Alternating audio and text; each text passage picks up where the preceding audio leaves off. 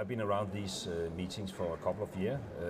I was very much involved in the COP18 in Copenhagen, and I think in the lead up to COP18 in Copenhagen, everybody, including myself, actually believed that we could make this final legal binding treaty, solving all the problems in one paper. Unfortunately, it didn't happen. And we need to push for a legal binding agreement, of course, but in the meanwhile, the world can't wait. And that's why we need, as a supplement, we need a bottom-up process. And that's what the GGGI is all about. It's actually an initiative taken by the Korean president in the margin of the COP15 meeting in Copenhagen, where he suggested that like-minded countries should go together and create a strong environment for actually doing something in real life. And I'm proud to say that in a framework of just 2 years, we are now established as a full-fledged international organization with 18 founding members from the developed and the developing world. And we are now working closely with more than 15 countries. And I guess there has always been a concern that while events here may aim for that legally binding treaty, as you say, the foundations may not be that secure. So is this in a sense what you're trying to do? You're trying to build in certain targeted countries a basis for a treaty at the top? You could say so. Actually, the countries working with us are doing on a voluntary basis what we at the very end of the UN negotiations should force everyone to do. And it makes a difference that they do it on a voluntary basis. It's about commitment, it's about ownership. And what we try to offer is the capacity, the human resources to help those countries defining their own path into the future, combining what they need in terms of growth and job creation with sustainability. And I think it is about leading by example. If you look at a country as Ethiopia, they have defined a very, very ambitious target. In 2025, they want to be a mid-income country. It actually means that they have to triple the net income per capita within like 12, 15 years. Yeah. And they intend to do it in a carbon neutral way. And we, as an institute, together with all different kind of international donors, are trying to help them to achieve that goal. And it will have a significant impact, not only in Ethiopia, but at the African continent. If other African countries can look towards Ethiopia and follow their example. And that's why I'm so proud to chairing this organization. It's headquartered in Korea. Korea is another quite fantastic example of a country which in just 2 generations have changed her own position from being one of the poorest countries in the world to be among top 15, and at least in the last 10, 15, 20 years have done so in an even more and more sustainable way. And it's a great example for other emerging economies to follow. So when we established this framework and bringing developing countries and international experts, Lord Stern is on our board, together and offer the countries a toolbox, so to speak, I think we can make a huge difference in real life, and at the same time, so to speak, pave the way for these multinational, international negotiations. I mean, your country, Denmark, is clearly leading the way. It's one of the trendsetters, in particular Copenhagen, in terms of green living and sustainable living. And as you say, South Korea is too, and Seoul, and obviously they've got the Green Climate Fund now as well. But when you talk to fellow politicians, when you talk to prime ministers and you sit down, how do you get the message across that this is good for you? Because we hear so often that we don't have the political will, it's going to cost too much money, the people don't want it. So when you sit down and you're talking to another prime minister, what are you telling them about how this is going to benefit their economy and you know, short term too, because that's obviously important for elected politicians? Well, in this capacity, I have the luxury only talking with people who actually believe in this idea. And I think it's important for me to stay positive about this. This is not about convincing the very last mover about this.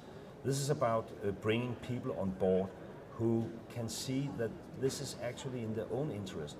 Whether it is defined from a very positive vision, or it's defined from the reality that they have, reduced water resources or whatever. So I'm not in the convincing business in this capacity. I'm in the we will prove the business case position right now. What parts of the world that you visit give you confidence? What parts of the world do you visit and think, wow, they've got it right? Because we hear a lot about emerging markets, emerging carbon markets. One in Vietnam. So give us a sense of some of the countries that you might suggest we look at, and perhaps ones that we haven't sort of thought of heard before. about. Yeah, Cambodia could be just such an example. It's a country we have started to work with very closely. They are, of course, very inspired from Korea, from Vietnam, and they have decided to establish the kind of decision-making framework which is most needed, because in order to fulfill this dream of a sustainable prosperity, fulfill your dream of become prosperous in a sustainable way, I think you really need to understand that you need a decision-making framework in the country. You need a prime minister who really take the lead in this. You need to establish a multidisciplinary decision-making body among ministries. You need to involve the civil society and the business community. And Cambodia, which is definitely not one of the richest countries in the world, have most recently decided to do so. And I think even taking this kind of decision, establishing this kind of framework is the very first and crucial step towards a development where you actually can see progress. So I will foresee in a year or 2 or 3 that Cambodia could be as good as business case as Ethiopia, which I mentioned on an earlier stage in this interview, is right now. And I guess, looking ahead, you talked earlier about foundations, and you're clearly working heavily on sort of building up, I suppose, political capacity building, you could call it, in terms of ensuring different countries have their growth strategies formulated in the right and proper way. Do you sense that the foundations are developing for this deal that we have in 2015? Because I guess you experienced what it was like to, as you say, you got a deal in Copenhagen, but you experienced how hard it was. Do you sense that the foundations are nearly there for a deal in 2015? What more do we need to see? Well, of course, we definitely need to see progress in the negotiations.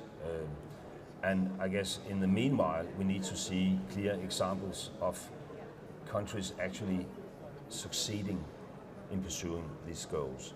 And then I think we need, while we're waiting for the Global Green Fund and the big money to arrive, we need to see a closer cooperation between governmental money and private equity.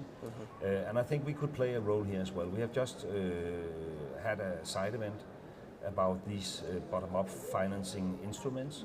And I think what we need is new innovative instruments bringing different stakeholders together. I think what we can do as an institute, together with other international stakeholders as well, but what we can do as an institute is to qualify the projects which needed financing in order to kind of de-risk the political risk. And if we can do so in close cooperation with the Global Green Fund or bilateral governmental money, I think we could pave the way for private money as well. And hopefully in the next year or 2 we will see that kind of cooperation. It could be with my institute as a player, it could be perhaps several competitive patterns.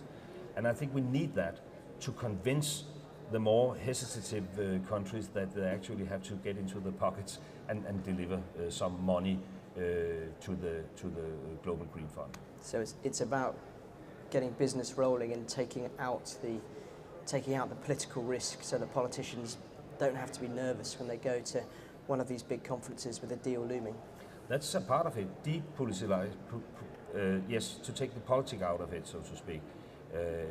Even though we are facing a financial crisis, there are still, bunch of money available out there, private investors who want to invest. But until now, I think investing in green tech in developing countries have not been their preferred choice, so to speak. And if we should make it their preferred choice, I think we have to de-risk the investments. And we have to do it in like two ways. There's the political risk, and I think that's where my institute can play a significant role by qualifying the projects. And of course, there's also de-risking the business case by bringing governmental money aboard to sort of top the interest rate or whatever. And I think we need to develop that kind of innovative financing systems in the future to convince the last movers that they should be a part of this.